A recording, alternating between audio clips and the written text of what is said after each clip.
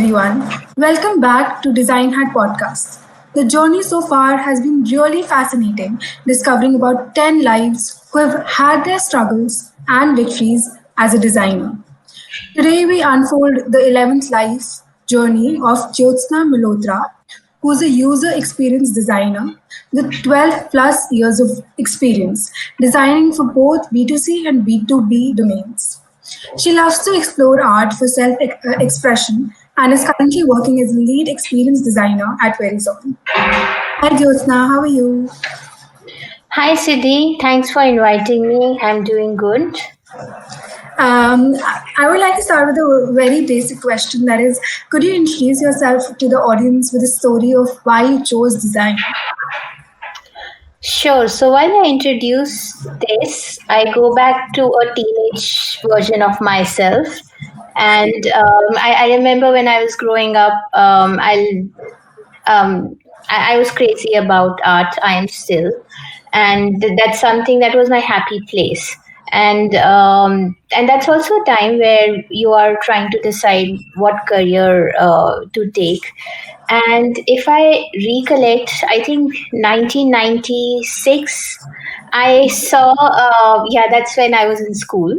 And Right. I saw a show on DD which introduced graphic design. I did not know anything. I was in school, but it was also meant for teenagers, and that show I could really connect with it, and I learned first time about design through that show. And I will say thanks, Didi, for doing some stuff, because design was there, art was there, but the awareness wasn't there. Now we have more awareness, we have more colleges about it, and so that was my start, and that show really helped me decide this is it what I want to do. I post that I chose my school subjects accordingly so I can prepare for art. And so my journey actually started with art. I went to College of Art Delhi. I studied Bachelor in Fine Arts. And in pursuit of learning more, I went to National Institute of Design. I studied design. So if you ask me design specifically, it happened more in NID, I will say. And after NIT, it's been a journey going on trying to take a professional projects. That's really interesting. I would want to know that you've done your bachelor's in fine arts, as you said, and it's been a long time doing that. So, what is the change that you experienced from then to now?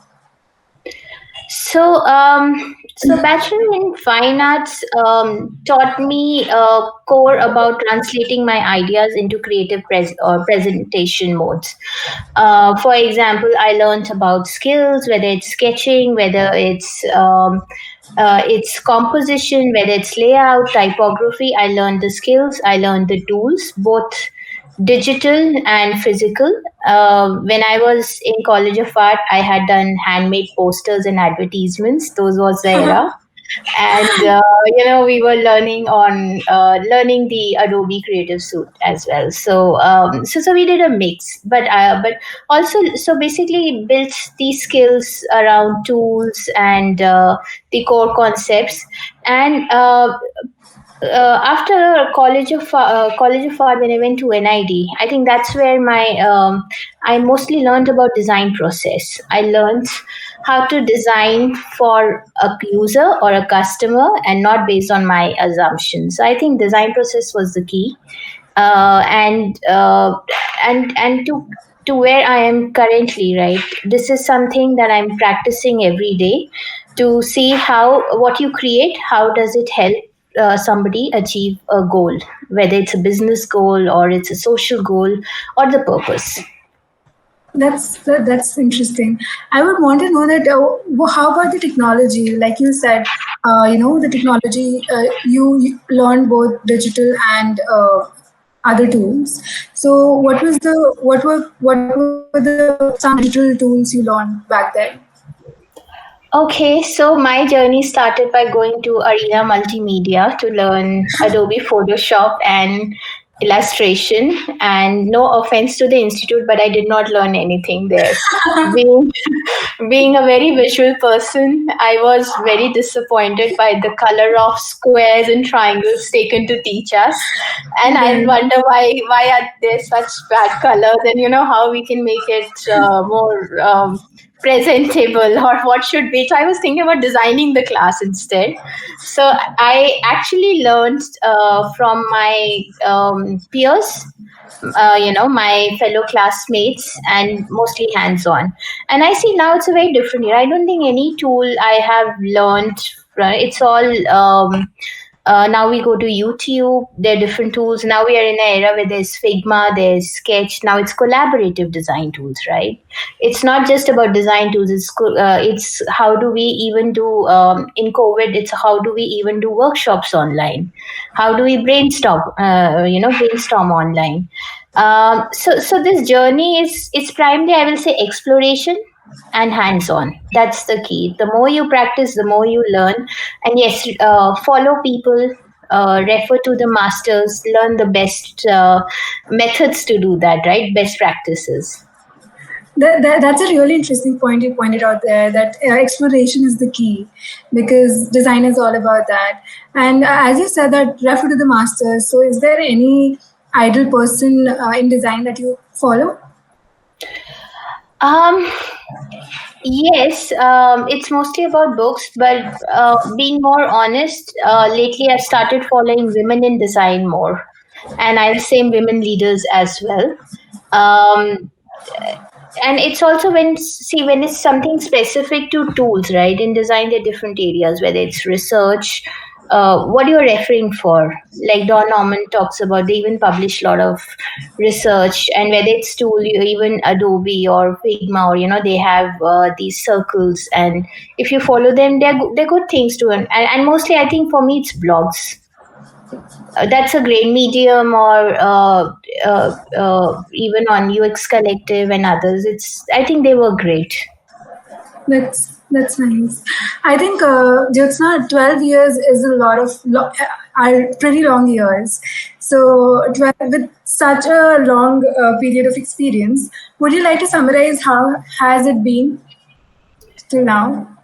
Well, I will say it's been a journey. I will like to feel young and say I'm in the journey, because obviously, like, when you're saying it's long, you're referring to my 12 years, and from my side I'm referring to people who have more, like my seniors as well, right? Who have more 20, 25, 30 years. And so it's a journey. And if I look into these 12 years, I guess during this journey, I played different roles as a from design perspective. I started my career in edutech. I was very passionate about field designing for kids. Then, along with that, I was doing contributing in an individual capacity. I think a lot of us designers, when we start, we like to do hands-on. We are creative people. We like to create.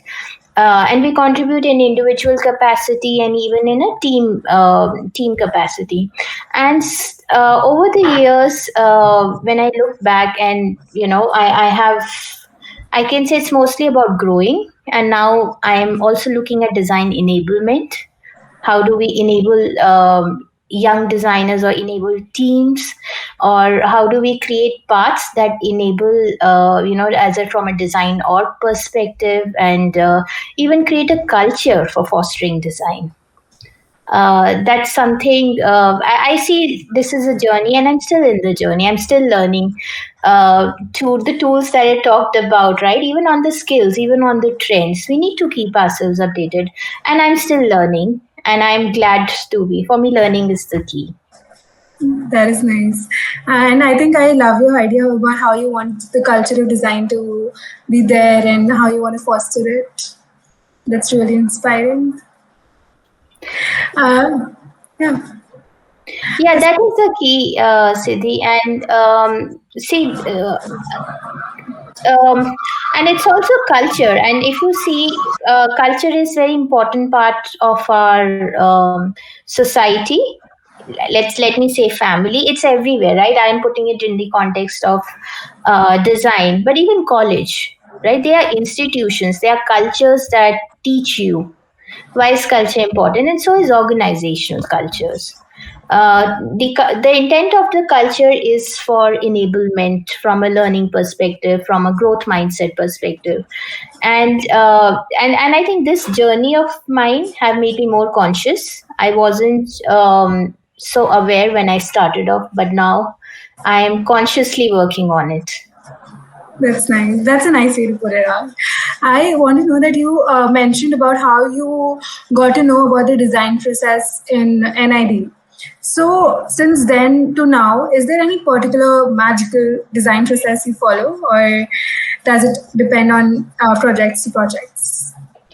So, I think I follow something very core and something basic, and I don't think it has changed. This is something we all do. It's also all the masters suggest and what even design school suggests. Starting with the purpose, right? What's the purpose? Answering the whys. What's the purpose of any design activity that you're doing?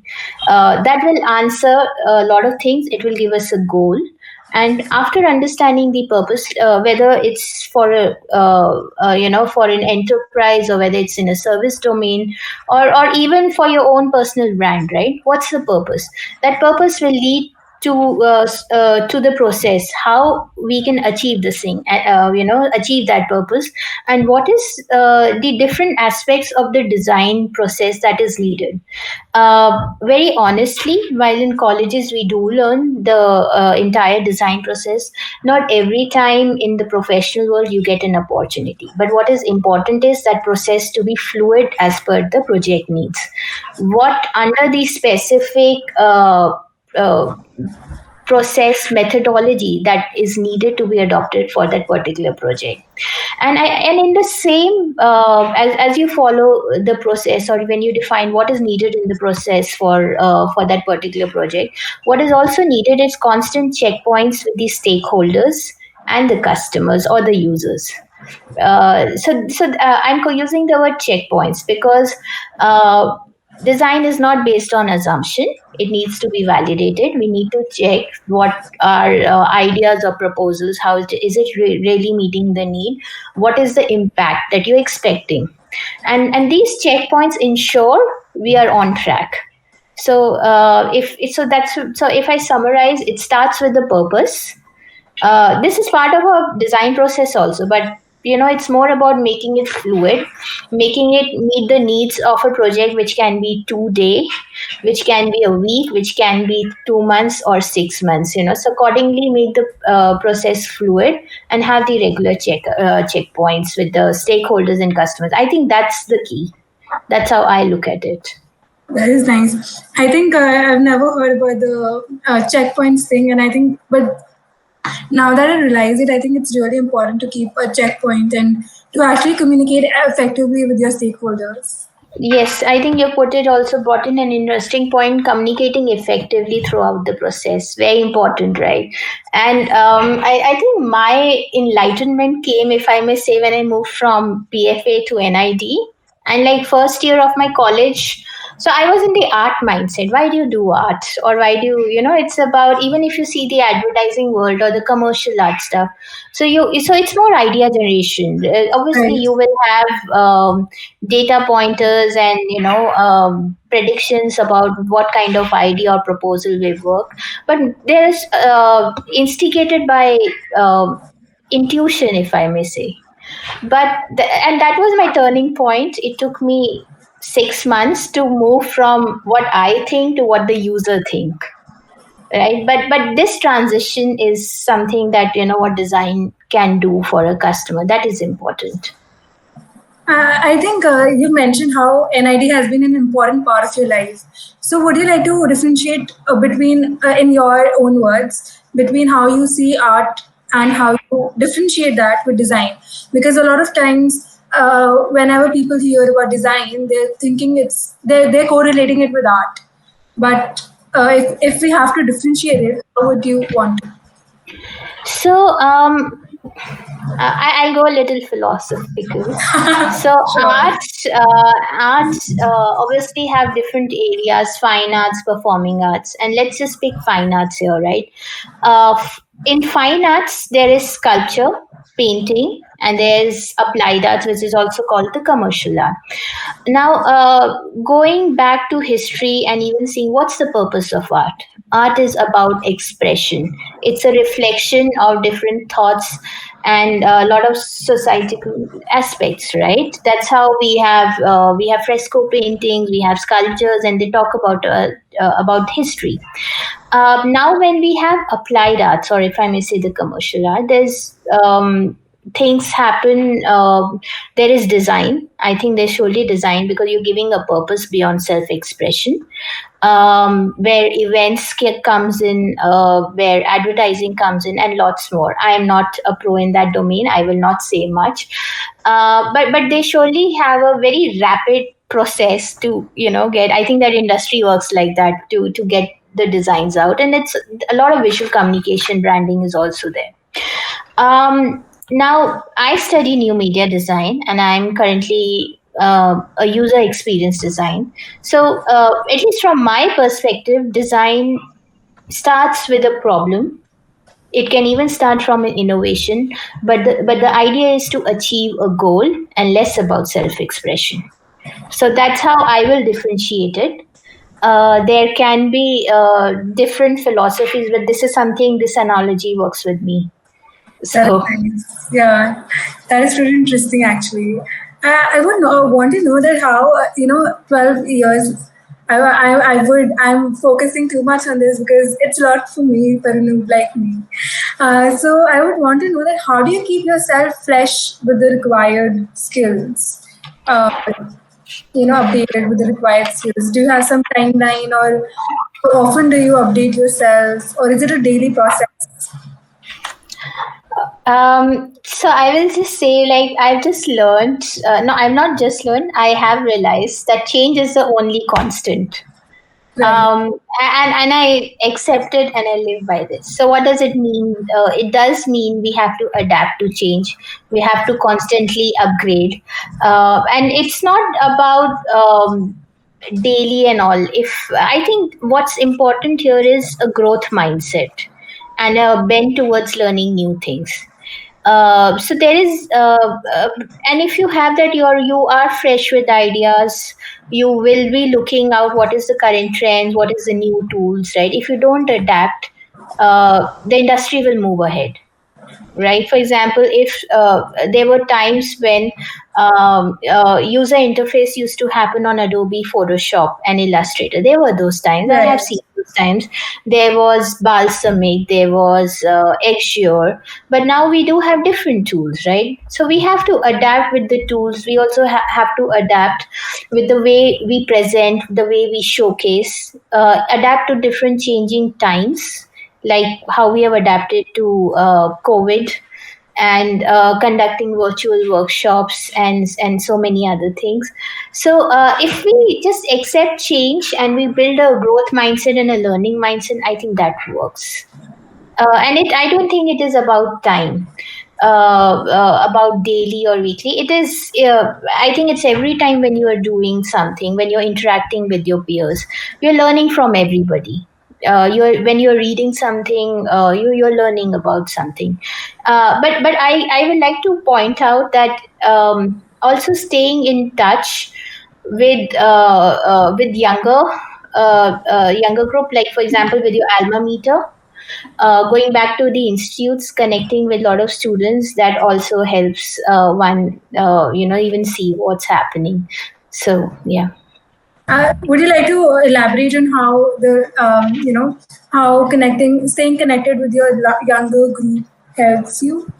So, for example, I for NID Bangalore, I will go as a visiting jury member in the juries, and that's where while it's an exchange of inputs. That's how I look at it. While I learn, I share what I have learned. I don't look into evaluation. I see it as an exchange. Uh, Earlier, like from College of Arts, I tried to be the visiting faculty. I have visited the MFA department. So these some checkpoints whenever possible and try and do, and they do help you stay Stay connected connected. with fresh ideas as well. That is nice, yeah. I think you've mentioned a very good point here that you can learn from anyone, and there's no age to learn from only elder people or only the younger group. It's everywhere, the learning. Absolutely, and I think somewhere it's now it's a reverse. The elder one needs to learn from the younger ones also. So I have my 4-year old, and I do learn a lot, from her as well. That's cute. Wow. Right. Now, I want to know that since this very starting, you've got the opportunity to work with big brands like Hindustan Times and Adobe. So, what is that one common factor which all the big brands look for while hiring interns or employees as designers? So you're correct, Siddhi. I've had a chance to work big brands, but I just want to also point out that I've also learned. I've also worked with startups and mid-sized companies as well. So my career graph is a mix. Hindustan Times was my first internship. I loved it, and I learned. I'll say I learned information architecture there about Oh, how a user will read a news, what's a visual hierarchy. I primarily learned there, and so is Adobe. So from my perspective, learning happens everywhere. Smaller size companies like startups or mid-sized companies, they give more flexibility and an opportunity for more explorations. However, in a large size company or the global brands, if I may say, while the role gets more specific, but they are institutions. If I, that's how I will look back. An institute where there are multiple opportunities, and it's like how do you leverage those opportunities, where there are smart colleagues around, and there is learning happening from different colleagues also. It's while learning happens from design methods, learning can also happen from simple ways of working. So that's how I'll look at it. So I'll do surely look at them from institutions where there's so much happening and complex systems that you're trying to solve when you learn. Now, your second question about how do they hire interns, right, or freshers. So I think all companies primarily look at passion, right? How passionate you are about the job that you're applying for. Or maybe I will rephrase it, how passionate you are about the work that you do, because it's not always that you immediately know, but it is how you do that is very important. How do you do the design that you do, or how do you cater to the needs of the customer? What is the process you follow? It's a passion that lets you go and achieve that extra mile. So that's something everyone does. Of course, skill is there. The portfolio is also looked about what is the fitment from the range of products, the interviewer has is looking for, right? So those are different, but I will top up with saying passion. And there's passion, there's effective communication, surely, because as a designer, when you're working, how are you able to translate your ideas? You've surely translated it into design, but can you even be an advocate of the design and even present and pitch it, whether it's internal company stakeholders or external? So communication is equally important there, and domain knowledge, yeah. that's a very nice point, I think, because we have underestimated passion and we're running towards things that everyone is doing, and we're forgetting our passions. But where if we actually follow our passion, I think we'll be able to even earn and even live a happy life. Yes, and that's how I started my journey. I wanted to make passion my career, and but it is honestly it's passion that really helps you go deep dive also, because it's like you're curious. You want to learn. You want to do. It's not just a job or a to do list that one is finishing.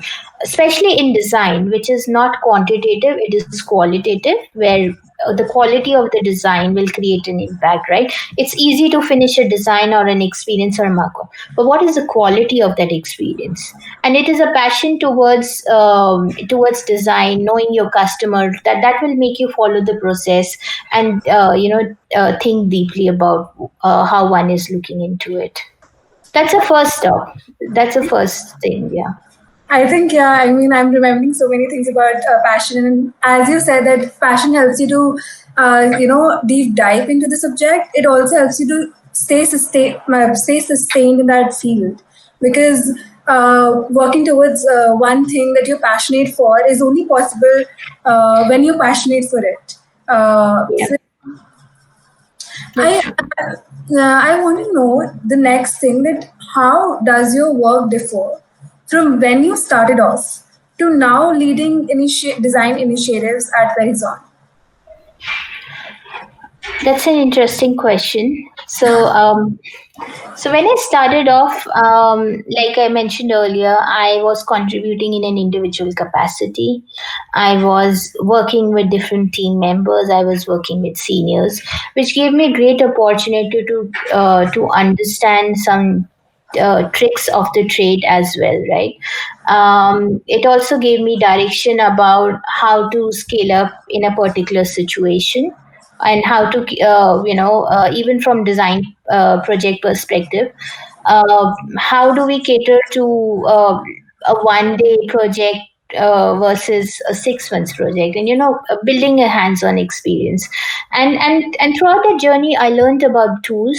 I built up my knowledge about user experience design, and even working with team, understanding the importance of team, about, and mostly learning that delivering a product is not one person's Job. achievement. It is the achievement of the entire team. So team is very important. In my current stage, where I am leading at Verizon as a तो hello design guys, lead, कैसे हो सबके सब? and स्वागत looking है into आपका मेरी different initiatives, I think the role is a lot about enablement, a lot about to reflect on my learnings about if I face this challenge, how do I enable my team to sail through the same. And the role is also about taking some initiatives, building the right culture, and even looking from a futuristic perspective, right? So now it is less hands-on, but it is more about design directions, and yeah, and entire planning. What does it need to or what kind of capabilities are needed to go towards the journey that we want to go, and even building the journey. So and this is interesting, right? So it's not always that we deliver through design. Same design, can the way the design is also pitched, it is showcased and it's presented, those are critical things as well. Yeah, those are some nice point outs. I would like to know that what are those five learnings from your 12-year vast experience you would like to share with the audience? Um, all right.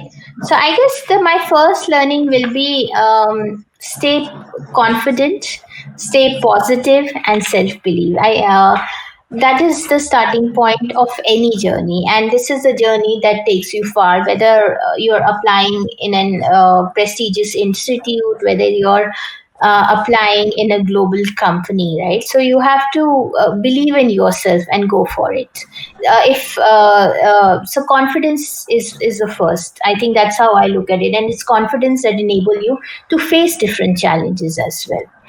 I will say the second, if I have to say, the second thing is about being organized. Organize your career in terms of goals. Those goals from a 5 year to 2 year to 1 year to 6 months to 3 months to a month and week and daily goals. what is it that you, if you have a goal for a career goal for 3 years, how do you plan those 3 years into very small daily activities that will help you achieve? So being organized helps, right? So it's not that we are moving in a direction, we are planning where we want to go as well. I will say the third one is uh, uh, uh, being open to learning and upgrading yourself. Like we discussed about, change is the only constant. So Constant, we right? have to surely do that. And I also believe in a philosophy of feed forward, which means that we have to take feedback and move forward. And I'll tell you why I'm saying this. So each journey has ups and downs. There's no journey with just the upward, curve there. Each journey will have highs and lows, and it is about how, in what spirit we take them. And feed forward helps us think about moving forward, not about moving backward. So this is something that I've picked up from Marshall Goodsman. He's a coach for leading CEOs, but this philosophy really works. And something that I've also learned from my current manager is also about focusing on strengths. See, most of us, many times when we do, we focus on our opportunities or areas where we are yet to grow. But it is strengths which come very naturally to you. So the amount of effort you put in your strengths, and the output will be much more. So while Naturally. opportunities you have to work on, but it's not that the focus has to move only on opportunities. It has to continue on one strength and along with opportunities. And that's why I said feed forward. You take with what you go ahead, but you also know and work on where you have to work. And I think I completed fourth. And I'll say last one is have fun and be passionate about what you do. I think that's how I will just summarize it. Those were some really nice five suggestions. I was kind of expecting something related to design, but you've summed it up for all of us, and it's something that is needed in every field, which is Yes. actually which is Yes, I don't think the success mantra changes in just from design any other to field. other field, right? It remains the same. You need the same determination, same perseverance, and all those things, right? Team working with a team, your values and the relationships you built, they are the same, right? And that's why I talked about self belief right in the beginning. We all may have different skills, but it is a self belief. And secondly, what I mentioned about being organized, the constant working hard, right? If you have a goal, you will work hard. So at least you know what direction to go. Right. um, right, so having a positive frame of mind, believing, and one can surely achieve it. There's nothing, so I will not say it's like do this and be on design. I think it's about core Right. hygiene aspects about how one goes into any career. I think you focused on two, 3 points which we have covered, but one of them that we've left is self belief. And I think you really seem to be, believing in that. So I would want to know that what was that one point of time that where you did not have self belief, or where your self belief was not enough, and how did you tackle it? I will give you two points, right? Sure. I think when I started, now this is again, I'm going back when from moving from school to college. I was determined from early on that this I want to get into art and design, and I did not apply to any other college apart from College of Art Delhi at that time.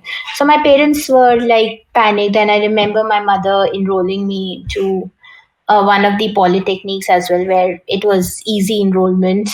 And I remember after filling the form and I hope your money gets wasted. So, and because we all knew that it's not easy to get admissions. Right. So I think there was surely self belief for me to take a decision. I don't want to put efforts into filling random university forms if University I'm not forms, right? interested. I'll rather focus on preparing for the admission where I really want to go. So that was I, Wise um, man.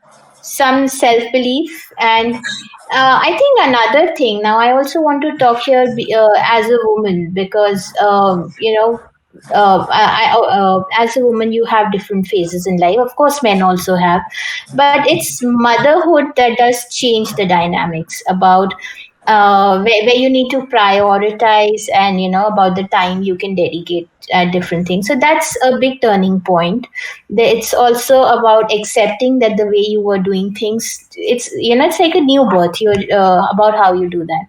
And I remember joining back. I was very fortunate. My maternity phase happened in Adobe, where there were great policies, great colleagues.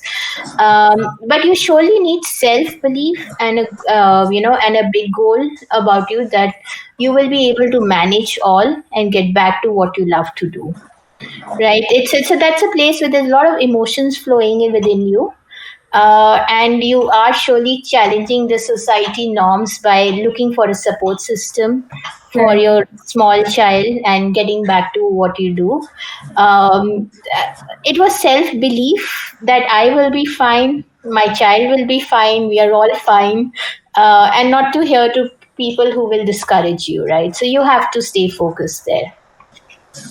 That is so. That is very heart touching because a lot of moms face that difficulty, and I think Yes. that's really important. The self belief. That's really important, and well, I don't believe in gender roles. I do believe in the modern day world we are about respecting each other as individuals. But yes, if we go into facts and all, when women in any career, the downfall happens post motherhood, right? About and somehow childcare does come on women, but that's a time to believe in yourself, look for solutions. That's why I also mentioned being more organized, about how you get back to and what it needs to do, what you want to do. It's different from everybody, it's not the same, but you need a belief in yourself that yes, it's going to be a challenging ride, but you have to be on the ride. That's an interesting point. I would like to end up with one special question. That is, uh, what would be that one advice you would like to give to all the budding designers listening to you? I will share the best advice I have got. Be insanely positive.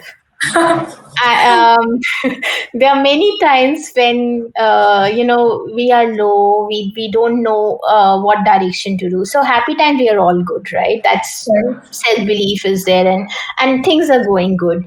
But there are times when yes, we need somebody to guide us. We don't know what to do, right? And especially in creative domains where everyone is not coming from a background or where families and people understand these domains or how to pursue, right? And even there are a lot of challenges. Like I work in an IT firm where design is also minority team.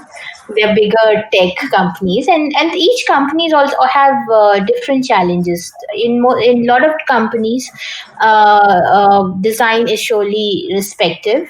It is valued, and a lot of dev teams also are getting user centric. They also understand what the values is, but there are challenging times. But it is being insanely positive, and it is at that time that you will look for a solution. When you're super positive and you know you can do it and you'll have the will to do it. Thank you so much for that. I think that's a really great advice. Thank you so much, Jyotsna, for coming and sharing so much with us. It has definitely given us food for thought. To all the listeners out there, we'll be linking Jyotsna's socials in the description below. Do reach out to her in case of any questions. Follow her and stay tuned for the 12th episode of Design Hat Podcast. A new story gets us new lessons. Goodbye, you all. Thank you. Thank Bye, you. everyone.